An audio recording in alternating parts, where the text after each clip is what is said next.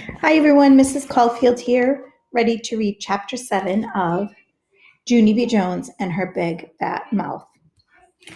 Chapter 7 is called Jobs and Jobs. When I got off the bus, I zoomed speedy quick to room 9. That's because I wanted job day to start very quick. Only first we had to take attendance, and then we had to say, I pledge allegiance to the flag of the United States of America and to the republic for which it stands, except I don't really know what that story is even about. Then finally, Mrs. clapped her hands really loud together, and guess what? Job day started, that's what. Boys and girls, you all look wonderful in your outfits, Mrs. said. I can't wait to learn all about what you want to be when you grow up. Who would like to go first? I yelled it out. Only then my bestest friend Lucille raised her hand very polite, and she got to go first. Lucille looked the most beautifulest I've ever seen her.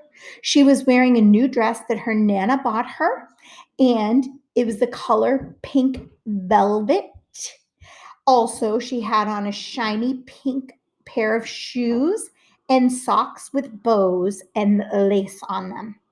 Lucille's Nana is loaded, I think. And Lucille went to the front of the room and she reached it into a little bag and pulled out a sparkly crown with jewels on it.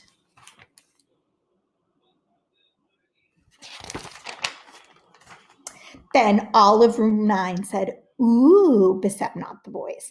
When I grow up, I'm going to marry a prince, she said, and I'll be a princess, and I will have the name Princess Lucille. And then she put the sparkly crown on her head and she looked like a fairy tale guy. Mrs. smiled. That is a lovely thought, Lucille, she said. I know, said Lucille. My Nana says if you marry a prince, you're set for life. After that, Lucille said her dress costed $85 and her shoes costed $45 and her lacy socks costed $65 plus tax. Then Mrs. told Lucille to sit down, and Ricardo went next. He was wearing a round yellow hat. It was the kind of hat you can bang on.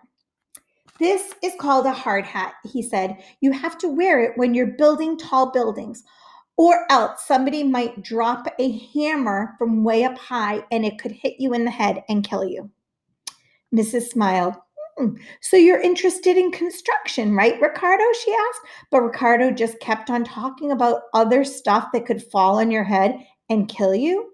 And then he talked about a paint can and an electric drill and lunch boxes. Then Mrs. said, sit down to him. 2. That's when William raised his hand, only he was being very bashful and he wouldn't go to the front of the room. You don't have to be nervous, William, said Mrs. Just tell us what you want to be when you grow up. William covered his face with his hands. Super William, he said very quiet. And then he got out of his seat and he jumped way high in the air, only his cape got tangled in his chair and he crashed it up on the table. After that, Super William got very sniffly, and Mrs. said we would get back to him later. Then lots of other kids got to talk about their jobs, like the boy named Clifton, who's going to be a rich and famous astronaut, and a girl named Lily, who's going to be a rich and famous movie star, and also she wants to direct. And a boy named Ham, who's going to be a rich and famous boss of a big company.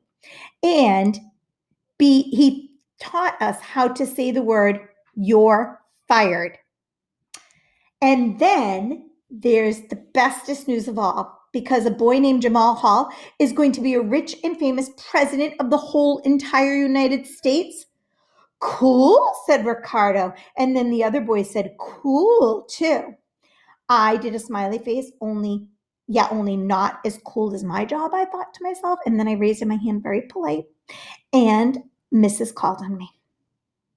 Oh boy, I shouted, oh boy, because mine is even better than the President of the United States. I zoomed speedy quick to the front of the room.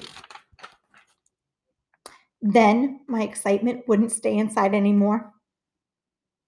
I'm a janitor. I'm going to be a janitor, I hollered out. After that, I jingled my jangly keys and I waved my paintbrush in the air and I clapped it and clapped it. Only too bad for me, because nobody clapped it back. And here's something even worse. Room 9 started laughing very much. And it was the mean kind of laugh. She wants to be a janitor, they yelled. And then they pointed at my brown pants and they called me the name of stupid. And I didn't even know what to do because I felt very crumbly inside.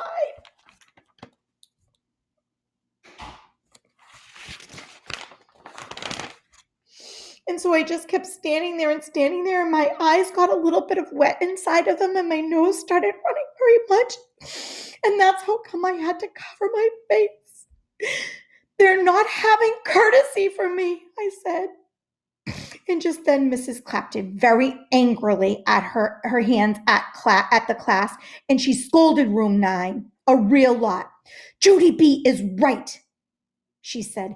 Being a janitor is a very important job. You have to be hardworking and reliable and very, very trustworthy. I peeked it through my fingers. Yeah, and don't forget the part where you have to save people from danger, I said. And then that Jim, who I hate, laughed it right out loud.